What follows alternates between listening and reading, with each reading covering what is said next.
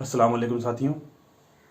कुरान के लफ्ज़ी तर्जुमे के पिछले एपिसोड में हमने सूरह अनफाल की आयत नंबर 21 से 50 तक का लफ्ज़ी तर्जुमा बयान किया था, यानी आयत नंबर 21 से 50 तक का लफ्ज़ी तर्जुमा बयान किया था। आज इंशाअल्लाह हम इस सूरह को मुकम्मल करने की कोशिश करेंगे। तो मैं शुरू करता हूँ। आऊज़ु बिल्लाहि मिनश शैतानिर रजीम, बिस्मिल्लाहिर रहमानिर रहीम। ये उसका बदला है जो तुम्हारे हाथों ने अमाल आगे भेजे हैं, और ये कि अल्लाह बंदों पर जुल्म करने वाला नहीं। जैसा कि फ़िरौन वालों और उनसे पहले लोगों के साथ होता रहा, उन्होंने अल्लाह की आयतों का इनकार किया तो अल्लाह ने उन्हें उनके गुनाहों पर पकड़ लिया। बेशक अल्लाह क़ुव्वत वाला, सख्त अज़ाब देने वाला है। ये इसलिए कि बेशक अल्लाह नहीं बदलता उस नेमत को जो उसने किसी कौम को दी, जब तक कि वे बदल ना डालें जो उनके दिलों में है, अपना अक़ीदा और अहवाल। और ये कि अल्लाह सुनने वाला, जानने वाला है।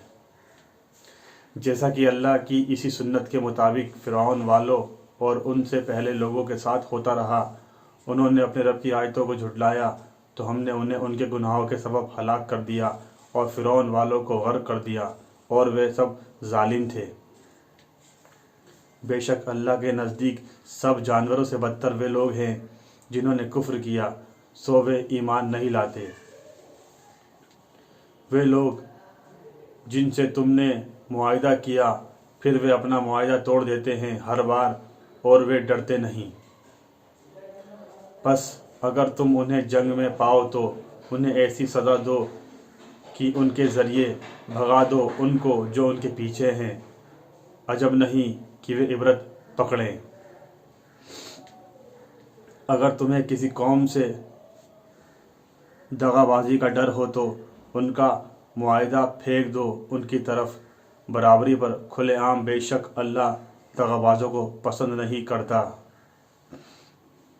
और काफिर हरगिज़ ख्याल ना करें कि वे बाजी ले गए, बेशक वे आजिज़ ना कर सकेंगे। और उनके मुकाबले के लिए तैयार रखो क़ुव्वत जो तुमसे हो सके, और पले हुए घोड़े उससे धाक बिठाओ अल्लाह के दुश्मनों और अपने दुश्मनों पर, और दूसरों पर उनके अलावा जिन्हें तुम नहीं जानते। अल्लाह उन्हें जानता है, और तुम जो कुछ अल्लाह के रास्ते में खर्च करोगे तुम्हें पूरा पूरा बदला दिया जाएगा और तुम्हारा नुकसान ना किया जाएगा। और अगर वे सुलह की तरफ झुकें तो तुम भी उस सुलह की तरफ झुको, और अल्लाह पर भरोसा रखो, बेशक वे सुनने वाला, जानने वाला है। और अगर वे तुम्हें धोखा देना चाहें तो बेशक तुम्हारे लिए अल्लाह काफ़ी है, वे जिसने तुम्हें अपनी मदद से और मुसलमानों से जोड़ दिया और उल्फत डाल दी उनके दिलों में। अगर सब कुछ खर्च कर देते जो ज़मीन में है, तब भी उनके दिलों में उल्फत ना डाल सकते थे, लेकिन अल्लाह ने उनके दरमियान उल्फत डाल दी। बेशक वह गालिब हिकमत वाला है। ए नबी सल्लल्लाहु अलैहि वसल्लम, अल्लाह काफ़ी है तुम्हें और तुम्हारे पैरू मोमिनों के लिए। ए नबी सल्लल्लाहु अलैहि वसल्लम, मोमिनों को जिहाद पर तरगीब दो। अगर तुम में से 20 सब्र वाले साबित कदम होंगे तो वे 200 पर गालिब आएंगे, और अगर तुम में से 100 हों तो वे 1000 काफिरों पर गालिब आएंगे, इसलिए कि वे लोग काफिर समझ नहीं रखते। अब अल्लाह ने तुमसे तखफीफ कर दी और मालूम कर लिया कि तुम में कमज़ोरी है। बस अगर तुम में से 100 सब्र वाले हों तो वे 200 पर गालिब आएंगे, और अगर तुम में से 1000 हो तो वे अल्लाह के हुक्म से 2000 पर गालिब रहेंगे, और अल्लाह सब्र करने वालों के साथ है। किसी नबी के लिए लायक नहीं कि उसके कब्ज़े में कैदी हूँ जब तक वे ज़मीन में दुश्मनों को अच्छी तरह कुचल ना दे। तुम दुनिया का माल चाहते हो और अल्लाह आखिरत चाहता है, और अल्लाह गालिब हिकमत वाला है। अगर अल्लाह की तरफ से पहले ही लिखा हुआ ना होता तो उसकी फिदिया के लेने की वजह से तुम्हें पहुंचा बड़ा आज़ाब। बस उसमें से खाओ जो तुम्हें غنیمت میں حلال پاک ملا اور اللہ سے ڈرو، بے شک اللہ بخشنے والا نہایت مہربان ہے۔ اے نبی صلی اللہ علیہ وسلم، آپ کے ہاتھ قبضے میں جو قیدی ہیں ان سے کہہ دیں کہ اگر اللہ تمہارے دلوں میں کوئی بھلائی معلوم کر لے گا تو تمہیں اس سے بہتر دے گا جو تم سے لیا گیا، اور تمہیں بخش دے گا، اور اللہ بخشنے والا نہایت مہربان ہے۔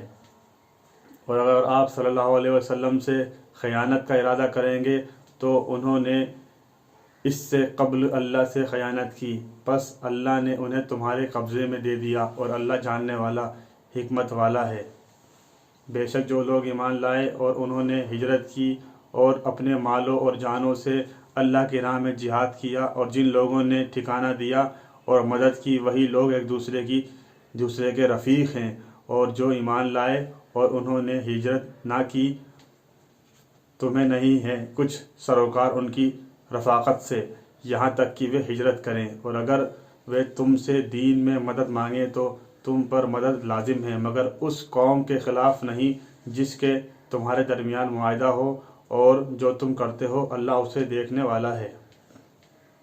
اور جن لوگوں نے کفر کیا وہ ایک دوسرے کے رفیق ہیں، اگر تم ایسا نہ کرو گے تو فتنہ ہوگا زمین میں اور بڑا فساد ہوگا۔ اور جو لوگ ایمان لائے اور انہوں نے ہجرت کی اور جہاد کیا اللہ کے راستے میں، اور جن لوگوں نے ٹھکانہ دیا اور مدد کی، وہی لوگ سچے مومن ہیں، ان کے لیے بخشش اور عزت کی روزی ہے۔ اور جو لوگ اس کے بعد ایمان لائے اور انہوں نے ہجرت کی اور تمہارے ساتھ مل کر جہاد کیا، پس وہی تم میں سے ہیں، اور قرابت دار آپس میں ایک دوسرے کے زیادہ حقدار ہیں اللہ کی کتاب میں، بے شک اللہ ہر چیز کا جاننے والا ہے۔ ساتھیوں، آج ہم نے سورہ انفال مکمل کر لی، یعنی کمپلیٹ کر لی۔ انشاءاللہ اگلے ایپیسوڈ میں ہم قرآن کی نویں سورہ جو کہ سورہ انفال ہے، وہ نویں سورہ جو کہ سورہ توبہ ہے، سورہ توبہ کی شروعات کریں گے انشاءاللہ نے چاہا تو۔ آج ہم نے سورہ انفال جو قرآن کی 8ویں سورہ تھی مکمل کر لی۔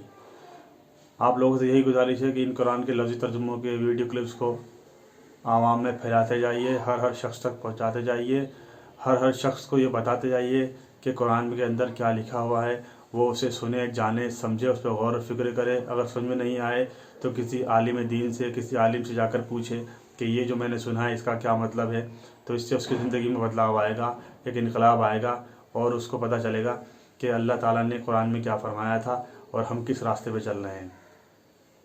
تو اگر آپ انسان کو اپنی زندگی میں ہدایت پانا ہے تو یہ قرآن اس کا ایک سب سے بڑا ذریعہ بن سکتا ہے، اور ذریعہ ہے بھی۔